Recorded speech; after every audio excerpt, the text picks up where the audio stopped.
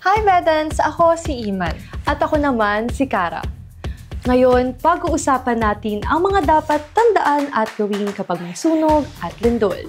Importante ito para sa kaligtasan nating lahat. Sa classroom, hallway o nasan ka man sa campus, dapat alam natin ang tamang gagawin. Kaya tara, alamin natin ang dalawang pangunahing uri ng sakuna. Una, ang sunog. Ano nga ba ang pangunahing sanhi nito? Ang sunog ay isang pangyayaring dulot ng mabilis at hindi mapigilang pagkalat ng apoy. Pwedeng galing ito sa pag-overload ng electric outlet na iwang appliances. Sunog dulot ng flammable materials sa laboratories. O kaya naman open flames sa mga events o activities na gumagamit ng kandila o lighter at sunog mula sa faulty wiring o sirang kagamitan. Maririnig natin ang fire alarm na ito. Kapag may sunog, huwag tayong magpapanik. Tumayo agad, iwasan ang paggamit ng elevator at sundan ang mga emergency exit signs. Kung nasa classroom ka, sundin ang guro. Kung nasa hallway ka naman, manatiling mahinahon at maglakad ng maayos papunta sa safe zone. Kapag may usok habang lumilikas, dumikit sa sahig o sa dingding kung saan mas malamig at malinis ang hangin. Kung hindi ka naman makalabas ng building, humanap ng ligtas na lugar at humingi ng tulong. Gawing kapansin-pansin ang iyong kinaroroonan para sa mga responding otoridad. At syempre, paano may iwasan ang sunog? Simple lang yan. Unplug after use. Iwasan ang octopus wiring at huwag magdala ng mga gamit na hindi pinapayagan sa loob ng classroom at opisina. Laging alamin kung nasaan ang fire extinguishers at emergency exits. Magsanay sa mga fire drills, makinig, at sumunod sa evacuation plan ng paaralan.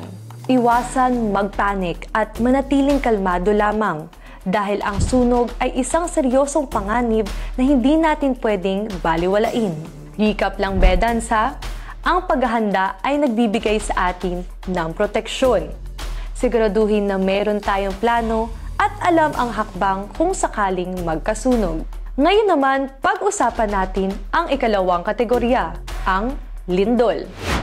Ang lindol o earthquake ay isang natural na kalamidad na nangyayari kapag may biglaang paggalaw ng mga tectonic plates sa ilalim ng lupa. Pwedeng magsimula ito ng mabilisan at madalas ay walang babala. Pwede itong mangyari kahit ikaw pa man ay nasa classroom, sa hallway o kahit nasa elevator ka man. Kapag lumindol, lagi nating tatandaan itong tatlong salitang ito. Duck, cover, and hold. Kung ikaw ay nasa classroom, yumuko agad sa matibay na lamesa o upuan.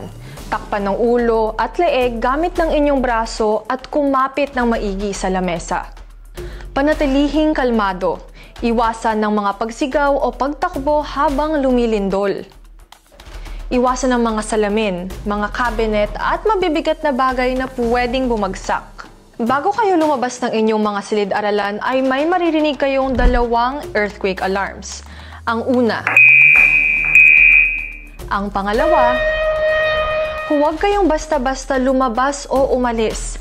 Antayin ang go signal mula sa inyong mga guro, mga building captains and floor sweepers na gagabay sa inyo sa inyong paglikas. Pagkatapos ng lindol, lumikas ng maayos. Maglakad, huwag tumakbo.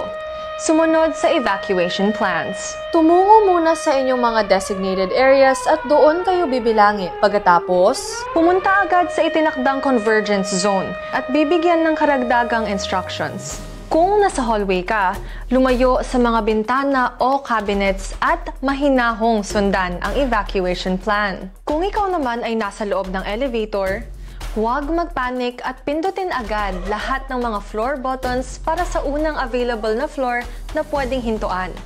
Kapag himunto ang elevator, lumabas agad at humanap ng ligtas na lugar malayo sa mga bintana, pader o anumang delikadong bagay. Kung matrap sa loob, manatiling kalmado. Gumamit ng intercom or cellphone kung may signal. Hintayin na lang natin ang tulong ng ating emergency responders. Huwag basta-basta gumamit ng elevator kapag lumilindol. Piliin ang hagdan kung may babala ng pagyanig. At syempre, kapag tapos na ang pagyanig, lumabas ng maayos at dahan-dahan. Pagkatapos ng sakuna, huminahon lang. Makinig sa instructions ng evacuation team. Lumabas ng maayos. Iwasang magsiksikan at pumunta sa designated convergence area. Naroon ang ating security team, traffic control, at iba pang responders para magbigay ng tulong. Huwag kakalimutan ang mga palatandaan kung nasaan ang mga exit signs. O recap lang, Bedans. Kapag lumindol, tatandaan lang natin ang 3 utos ng kaligtasan.